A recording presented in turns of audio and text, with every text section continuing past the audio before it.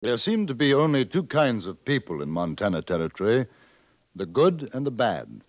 Sometimes it's hard to tell which is which.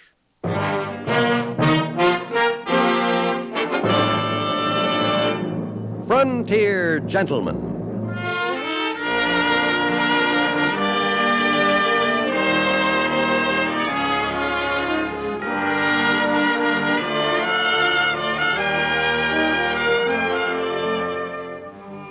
Herewith, an Englishman's account of life and death in the West. As a reporter for the London Times, he writes his colorful and unusual stories. But as a man with a gun, he lives and becomes a part of the violent years in the new territories.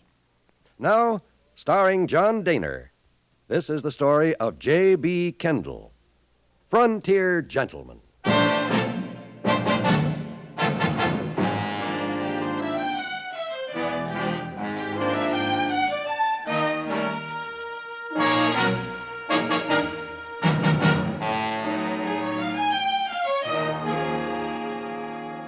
I was on my way back to Fort Benton on the Missouri River when I reached Helena.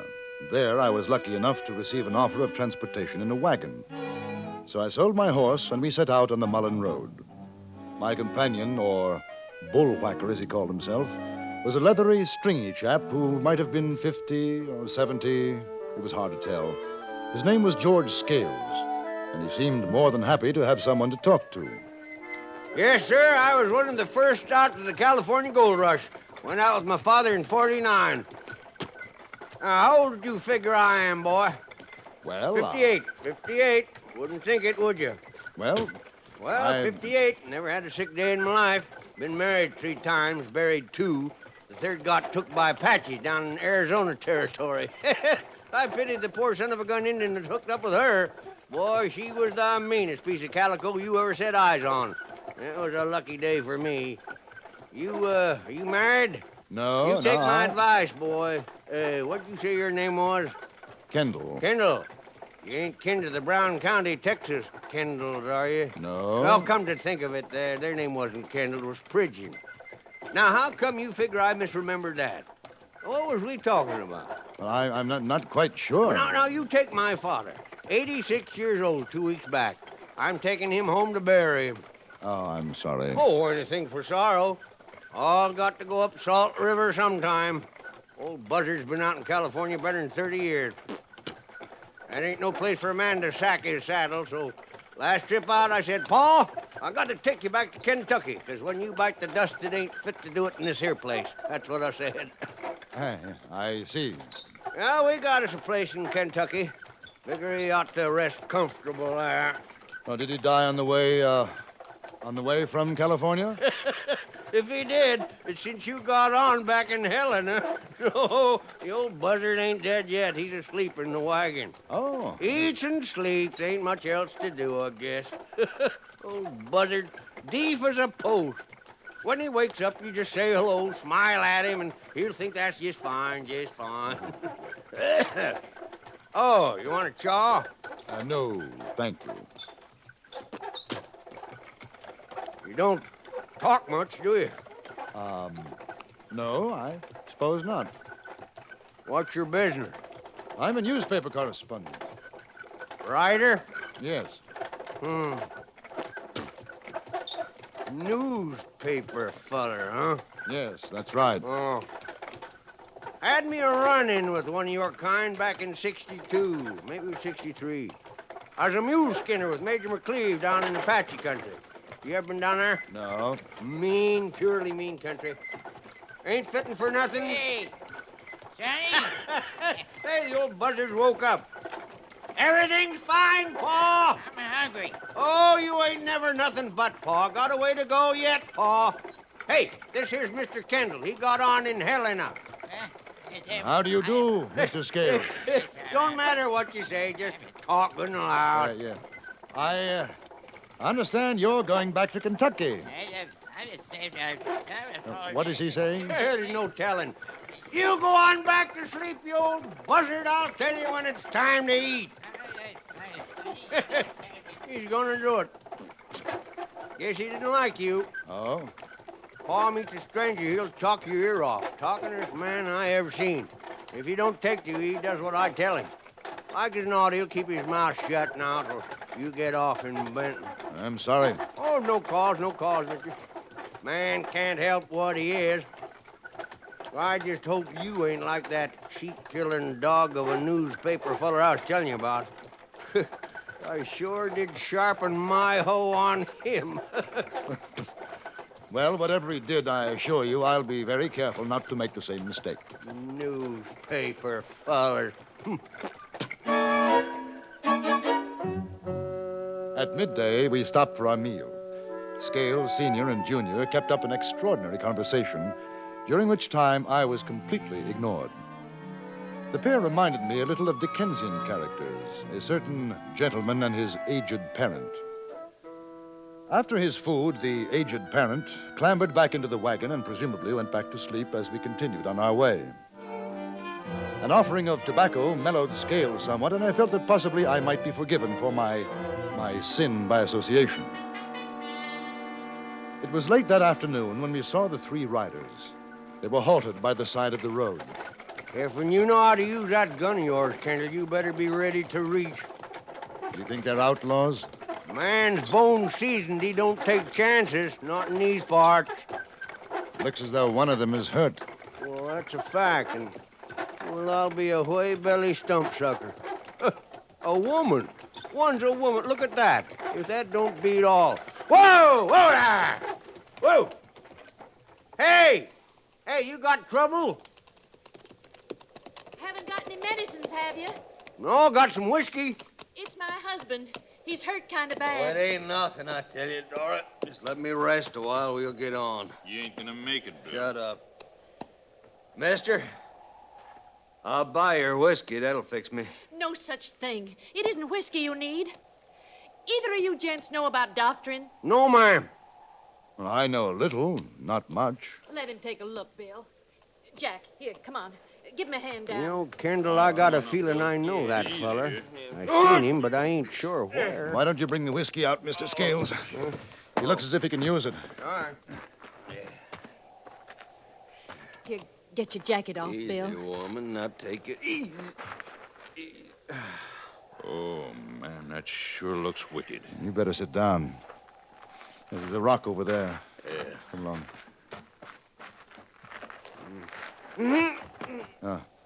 When did it happen? 3 days ago. Did you get the bullet out? No. I'm all right, I tell you. Just let me rest. You're not all right. That's gangrene, the shoulder and arm. There's a doctor in Helena. It won't take you more than 3 hours to get there. We ain't going to Helena, mister. We're going to Fort Benton. But that's over 100 miles. You've already got a fever. If I were you, I'd... You ain't me. Oh, Bill, he's right. Now, please, let's go back. No. I think I could remove the bullet, but that won't help. You ain't no doctor. Hey, pour some of this panther juice in your gizzard. Cure everything from the rattles to... No. Ain't gonna cure that. Give me the bottle. Take a good big slug, Bill. Hey, don't I know him someplace? Not likely to, mister. I ain't never forgot a face. I swear I seen his. Mind if I ask your name? I'm obliged for your whiskey. Now, we'll be moving on. Oh, Bill, what good is it going to be? You're sick. You can't ride all that way. I do like he says. Dora, Let's you go. heard what I said. Come on. Now. Oh, Bill! He'd fainted. We carried him to the wagon, put him inside. The aged parent woke up, smiled pleasantly at the newcomers, and watched with interest as the wife and the one called Jack did what they could to make the wounded man comfortable. I felt a tug at my sleeve. Scales drew me away from the wagon. I know him, I remember. I know who he is. I'll never forget a man's face. Only difference now, he ain't got that mustache he used to wear. The Powder River Kid, Bill Logan, that's who. Oh, ain't you got no savvy? The Powder River Kid. He's wanted in more territories than even the James boys. Well, I've seen the posters. There's $2,000 reward for him, dead or alive. Well, what do you say? Make pretty good sharings, huh? Muy dinero, 1,000 for you, 1,000 for me. Of course, his wife and his friend might have something to say about that. Then we shoot him. Sure, shoot him now, and then we take the kid on into Benton and collect. I don't think he'll live that long, not without a doctor. Who's talking about alive? Posters say live or dead. Come to think of it, we would be better off if we shot him. Might save a sack full of trouble. I seen him draw once, down in Virginia City it was. He fanned 2 men down so quick he had his gun back in the holster before they hit the ground. Mister? Yes, coming. Hey, other feller's getting out of the wagon, too. We gonna kill him? No. He's still unconscious. Mister, you said you could take out the bullet. Maybe it'd do some good. There's too much poison. He's got one chance, and that's to take him back to Helena. This your wagon, Mr. Kendall? No, ma'am, it's mine, George Scales. Mr. Scales, I'll pay you $200 if you'll turn around. Take us back to Helena. Well, now, that's a mighty attractive offer. I don't know, Dory. Bill said... I don't care what he said. Right now, he's dying. No, I ain't. Mister, my wife offers you $200 to take me back to Helena. You let me rest a while in your wagon till I'm fit to ride the other way. I'll make it $300. That's fair. Yes, sir, that's a fair deal. I'll do that.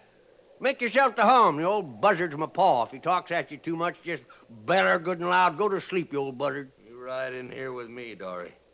Jack, stay on your horse. Sure, Bill. Just take it easy. All right, boys, let's vamoose.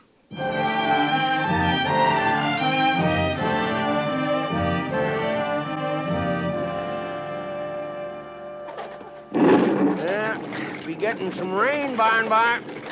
Yes. Might be an idea to camp pretty soon. Bet the Powder River Kid thinks so. This trail ain't the softest.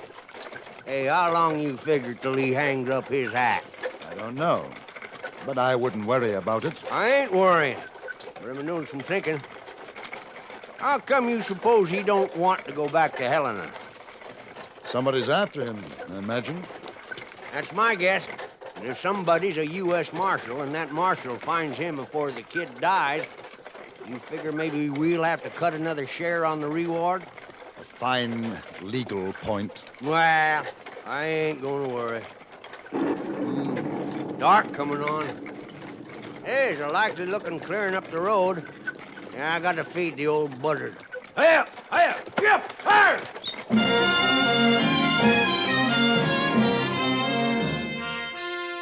After the supper, I walked away from the camp to a rise overlooking the Missouri.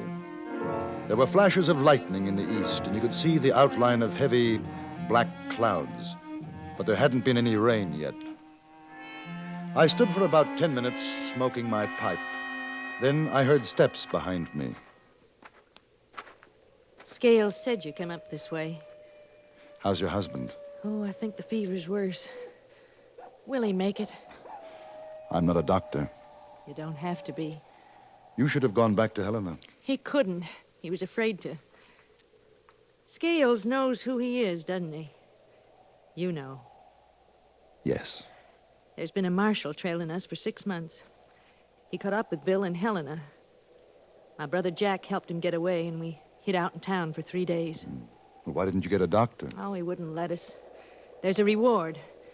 Bill was afraid a doctor'd try and collect. Just like your friend wants to. He is pretty obvious, isn't he?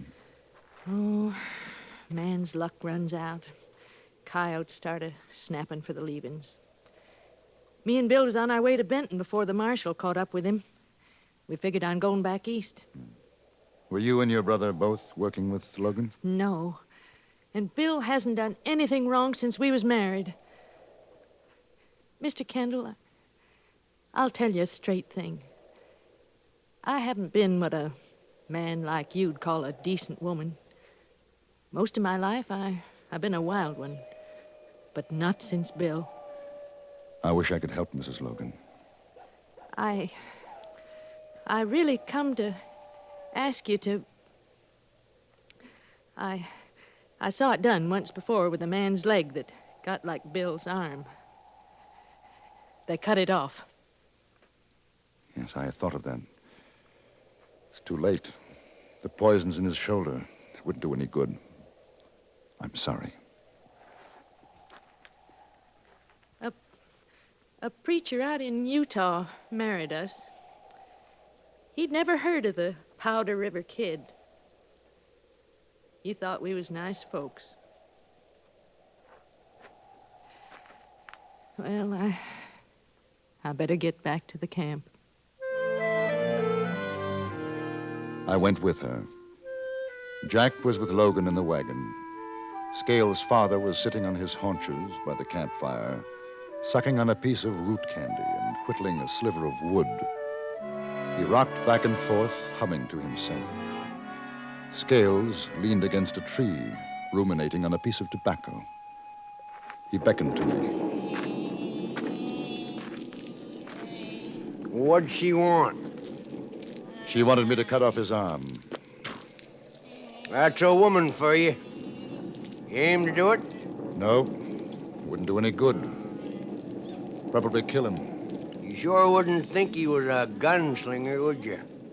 Not now, you wouldn't. Sick and whimpering like a dying pup. You think we could go on tonight? Not on this trail. With the rains coming, no, sir. Besides, the old buzzard don't like traveling in the dark. Yeah, I hope he don't keep that up all night.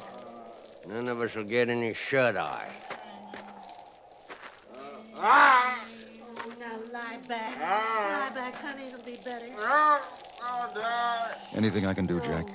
Now, Bill, it's all No, he's sick to the head right now. Don't even know Dory. Honey, don't. Dory says you know about us. We figured so. I think you're all right, Kendall.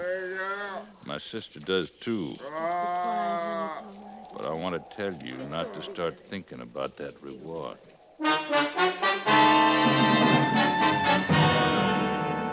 A few minutes later, it began to rain and continued intermittently all through the night. But the dawn was clear and bright. It took the combined efforts of oxen, horses, and men to take the wagon back onto the trail. The wheels had sunk nearly hub-deep in mud. But as the sun rose, we were on our way northward again. Bill Logan was no longer delirious, but in the grayness of his face, I knew that he didn't have long to live. It was during the early afternoon that his wife called out to me. Mr. Kendall, Yes, will you come back a minute? all right. Maybe he's dead, huh? Maybe. He wants to talk to you. Sorry, go on up with that bullwhacker. What I got to say is private. Make him stay quiet. Come on over closer, will you? Is the old man asleep? Yes. Now listen, I'm finished. I ain't a doctor, nothing gonna help me now. I feel it. Now, I never asked a favor. No man in my life. I'm asking one now. What is it? There's a reward for me. It ain't much, only 2,000, but it means something for Dory. I ain't gonna pay no reward for a man that's died natural-like. Or if they do like us not, go to that Marshall fella for starting me off. I want you to fix it so Dory can get it. Well, how? You fill me full of lead. Shoot you? Yeah, shoot me. No. I trust you. You see, I trust you to give the money to Dory. Oh, you're out of your head. No, mister. I ain't last night, but not now. It's the best I can do for her. She's a good woman. Now let me give her something so she don't have to go back to what she was. I can't kill you. You got a right to. Look, I'm wanted, Kendall. I've done more killings than I can remember. It ain't a wrong thing for you to do. You could say I was trying to escape. No, I can't. If not draw on you. It doesn't make any difference. We both know you wouldn't shoot. I'm sorry.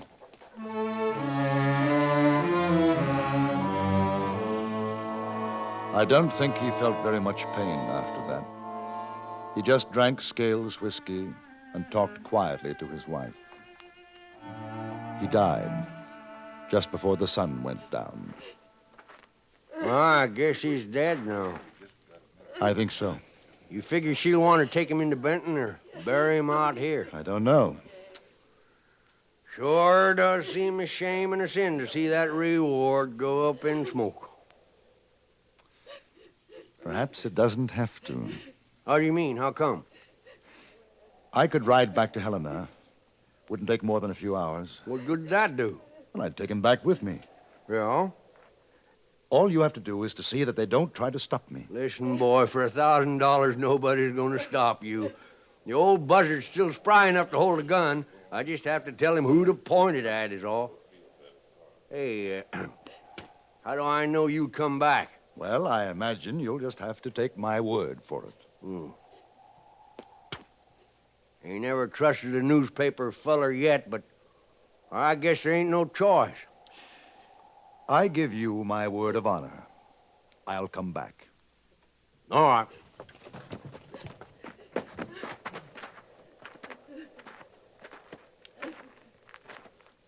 Oh, Curry's in there, too. Why, ain't gonna be nothing to it. All right, Curry, you keep your hands high. Both if you get over to the other side of the wagon. Now, Powder River Kid's going back to Helena.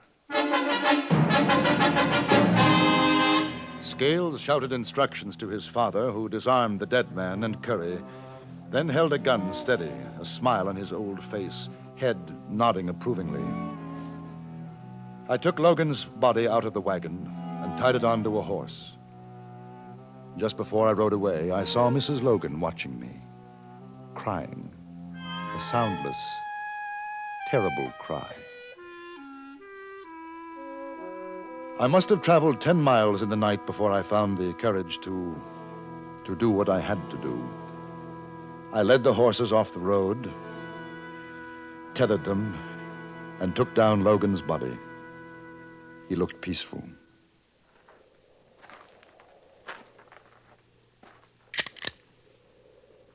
Forgive me, Logan.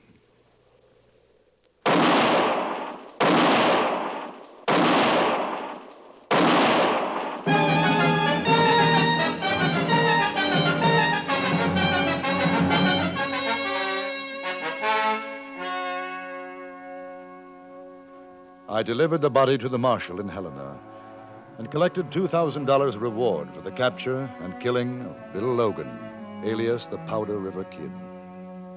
Then I took the horses and rode back to where I'd left the wagon.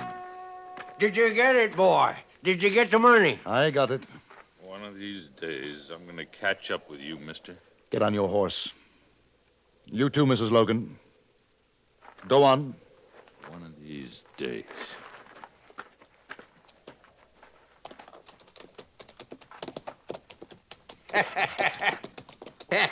That was fine, boy. Fine.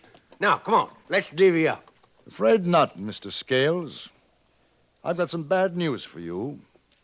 You are getting nothing. What? Exactly. Drop your gun, or the old buzzard's going to lose his son. I might have known. Just like the other one. A stinking, no-good, low-down Goodbye, newspaper Mr. feller. Scales. It's been a most unpleasant association. I took Logan's horse and caught up with Mrs. Logan and her brother a little further along the Mullen Road. I gave her the $2,000, and together we rode on into Fort Benton, Montana Territory.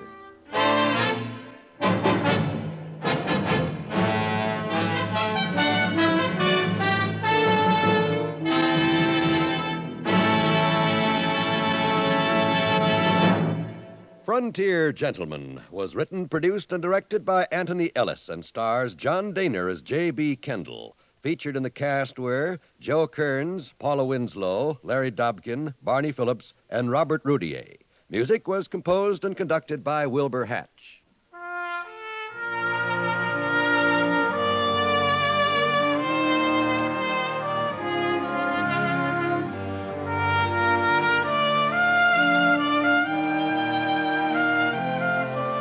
Join us again next week for another report from the Frontier Gentleman.